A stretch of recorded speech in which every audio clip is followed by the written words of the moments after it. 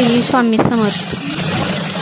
मी सर्व साड्यांना दोन्ही साईडनी पिको करून घेते आणि मशीन फॉल मात्र साध्या मशीनच्या शिलाईने लावून घेते.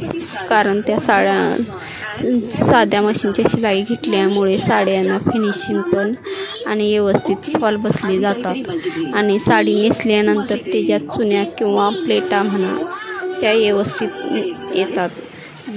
त्यामुळे साडी अशी फुगत पण नाही आणि व्यवस्थित बसली जाते. त्यामुळे कस्टमर पण खुश होतात. माझ्या सर्व कस्टमरना पण मशीनची साधी शिलाईज घेऊन फॉल लावलेले आवडतात.